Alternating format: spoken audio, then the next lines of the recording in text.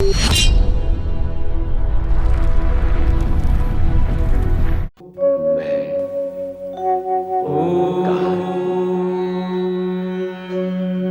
व ज्ञान के भेद से कभी त्रिगुणात्मक त्रिकोण हूं, कभी चतुष्धर्मा चतुष्कोण हूं।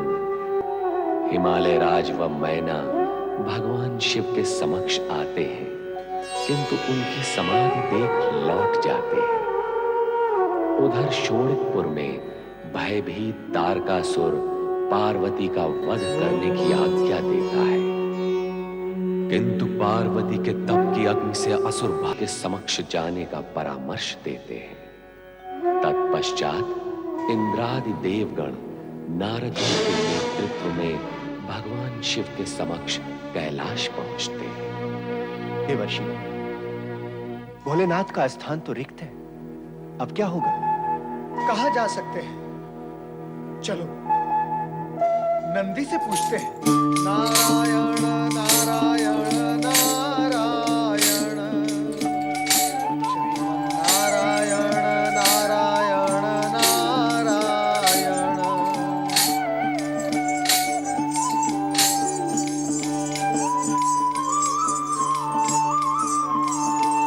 देव ऋषि नारद और देवराज इंद्र और सभी देवगण को मेरा प्रणाम।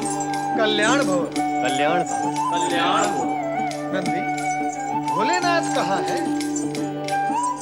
न जाने कहाँ गए, अभी अभी ध्यान समाधि में थे, अचानक अदृश्य हो गए। किंतु अदृश्य होकर गए कहाँ होंगे और लौटेंगे कब? इस विषय में अधिकार पूर्वक कुछ नहीं कहा जा सकता। तो फिर अनधिकार पूर्वक कुछ कहा जा सकता है? आप तो परिहास कर रहे हैं देवऋषि। अनीति और अन्याय तो नहीं करता, केवल परिहास ही तो कर रहा हूँ। अब क्या होगा देवर्षि? वही होगा जो विधि का विधान होगा देवराज। क्या है विधि का विधान? इसका ज्ञान यदि हो जाए तो शेष रह ही क्या जाता है? विधि और विधान दोनों की मान्यता ही नहीं रह जाती। तो क्या अब हमें भोलेनाथ की प्रतीक्षा करनी होगी? कब तक करेंगे प्रतीक्षा? न जाने वे कब लौटे। हाँ, मैं तो उनके दर्शन से वंचित रह गया। वंचित तो हम सभी रह गए। ऐसा प्रतीत होता है देवराज कि हमारे यहाँ आने से पूर्व ही भगवान भोलेनाथ को हमारे आने के संकेत मिल गए, इसीलिए हमें दर्शन देने से बचने के लिए वे अदृश्य हो गए। यदि मैं यहाँ अकेला आता तो दर्शन अवश्य करता, किंतु तुम्हारे कारण मैं भी रह गया। अर्थात क्या वे केवल हमसे रुष्ट हैं? अर्थात उनका अदृश्य होना यही सिद्ध करता है। परंतु इसका क्या कारण हो सकता है देवर्षि? देवराज, यदि सभी कारण, कार्य और मार्ग मैं ही आपको बताता रहूंगा तो फिर आप क्या करेंगे? इससे तो अच्छा ये होगा कि आप अपना सिंहासन स्वर्ग का मुझे सौंप दें और ये खड़ताल और वीणा आप सामने। भोलेनाथ तो हमसे रुष्ट थे, अब आप भी रुष्ट हो गए तो हमारा कल्याण कैसे होगा? मैं रुष्ट नहीं देवराज, असंतुष्ट हूँ। क्या आपको इतना भी ज्ञात नहीं कि भगवान भोलेनाथ आपसे रुष्ट क्यों है? क्या आप भूल गए कि कामदेव को आपने भगवान भोलेनाथ के पास भेजकर उन्हें क्रोधित कर दिया था? उनका अदृश्य होना यही प्रकट करता है कि वे अब भी वो अप्रिय घटना भूले नहीं है, इसीलिए वो आपसे अति क्रोधित है। तो अब हमें क्या करना होगा? क्या करना होगा? सावधान रहना होगा देवराज। स्वर्ग की, स्वयं की, अपने अधिकार और समस्त देवगण की आपको रक्षा करनी होगी, और उसके लिए तारकासुर का वध आवश्यक है, और उस वध के लिए भगवान भोलेनाथ की प्रसन्नता अति आवश्यक है। और प्रतिष्ठितों की प्रसन्नता प्राप्त होती है अपने सद्व्यवहार, सद्गुण और सद्भावना से उन्हें प्रसन्न करके। देवर्षि, मैं आपके मार्गदर्शन का लाभ अवश्य लूंगा। इसी में आपका कल्याण है देवराज। बोलो ओम नमः शिवाय। ओम नमः शिवाय।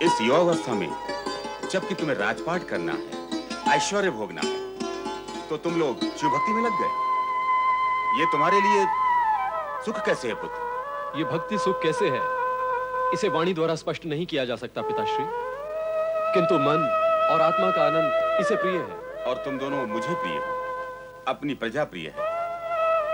मैं ये चाहता हूं कि जिस प्रकार तुम दोनों मुझे प्रिय हो, उसी प्रकार तुम प्रजा को और प्रजा तुम्हें प्रिय हो। पुत्र नारायण, मेरा कहने का अभिप्राय यह है कि मैं विश्राम करना चाहता हूं। जितना संभव हुआ मैंने शासन किया और अपने प्रजा की सेवा भी की, किंतु अब यह कार्य तुम करो और शिव भक्ति मैं करूंगा। मैं राजकार्य? नहीं पिताश्री, सर्वथा नहीं। मैं राजकार्य के योग्य नहीं। ये कार्य आप भैया नर पर सौंपे तो अति उत्तम होगा। ये आप क्या कह रहे हैं भ्राताश्री? यदि आप राजकार्य के लिए अयोग्य हैं, तो आपका छोटा भ्राता योग्य कैसे हो सकता है? पिताश्री, भ्राता नारायण राज्य व्यवस्था संभालने के लिए पूर्ण रूप से सक्षम व समर्थ है। भ्राता नर, तुम मुझे शिव भक्ति से विचलित करके पाप का भागी क्यों बनना चाहते हो? अरे पुत्रों, तुम दोनों आपस में ही तर्क करने लगे। मैंने जो कहा उस पर ध्यान ही नहीं दिया। पिताश्री, आपने जो कहा भ्राता नारायण से कहा, क्योंकि बड़े होने के नाते राज सिंहासन के उत्तराधिकारी यही हैं। किंतु शिव भक्ति के कारण ये मुझे राज सिंहासन के लोभ और माया में डालने का उपक्रम करने लगे, तो मैंने पारंपरिक रीति को स्पष्ट किया, तर्क नहीं किया मैंने। नर, तुम अपनी सीमा मर्यादा में रहो। तुम मुझे और पिताश्री को पारंपरिक रीत का ज्ञान देना चाहते हो? क्या पिताश्री और मैं इस सत्य को नहीं जानते? वे विश्राम करना चाहते हैं और मैं शिव भक्ति। इसलिए तुमसे कहा गया है तुम शासन की व्यवस्था संभालो। ये मेरी और पिताश्री की आज्ञा है। नहीं, ये इनकी आज्ञा नहीं, आपकी इच्छा है। आप शिव भक्ति के कारण राज सिंहासन का त्याग कर रहे हैं तो करें, किंतु मुझे शिव भक्ति से विमुख करके आपको क्या लाभ होगा? युवराज नारायण, आपको दूरदर्शिता से काम लेना होगा। इसी में राज्य और प्रजा का कल्याण है। आपको राज्यकारी संभाल लेना चाहिए।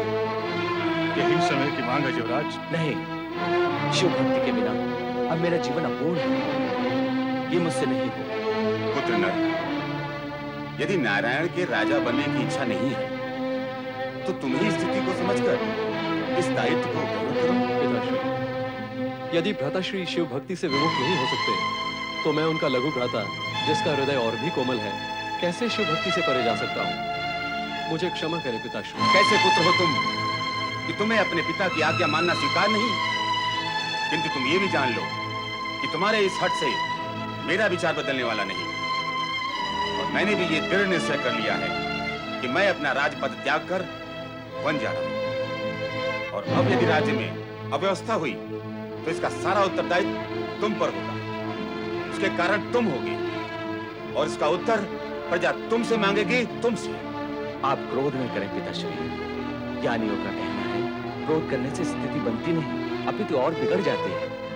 आपकी आज्ञा अनुसार यदि मैं राज सिंहासन पर बैठ भी गया तो मेरा तन भले ही उपस्थिति दे देगा, किंतु मेरा मन सर्वदा शिव के ही ध्यान में लीन रहेगा। उससे क्या लाभ? तो मैं क्या करूं? तुम दोनों अपनी भक्ति को त्याग नहीं सकते और मैं राज्य का त्याग किए बिना रह नहीं सकता। तो फिर प्रजा का क्या होगा? प्रजा को संभालेगा कौन? उसकी व्यवस्था कौन करेगा? प्रजा को स्वयं अपनी व्यवस्था करने का अवसर दें पिताश्री। वे सारा कार्य संभाल लेंगे। क्या क्या कहा तुमने? प्रजा के प्रतिनिधियों को राज्यभार सौंपकर प्रजातंत्र की एक नवीन परंपरा आरंभ कीजिए महाराज। राज्य और राजा से प्राप्त होने वाले कष्टों से प्रजा मुक्त हो जाएगी। क्या प्रजा को राजा से कष्ट होते हैं? विधाता साक्षी है कि हमने अपनी प्रजा को सदा पुत्रवत समझा और सदा उन्हें कष्टों से दूर रखने का प्रयत्न किया है। ये तो आप अपने विचार और कर्म की चर्चा कर रहे हैं, किंतु आपके और प्रजा के मध्य अन्य अनेक राज्य अधिकारी राज्य की व्यवस्था में भागीदार हैं। वे उन्हें पुत्रवत नहीं समझते और सारा दोष राजा पर ही आता है। प्रजा के प्रतिनिधि अगर सारा राज्य कार्य करेंगे तो गुण दोष का सारा दायित्व प्रजा का ही होगा। लगता है भगवान शिव शंकर की यही इच्छा है।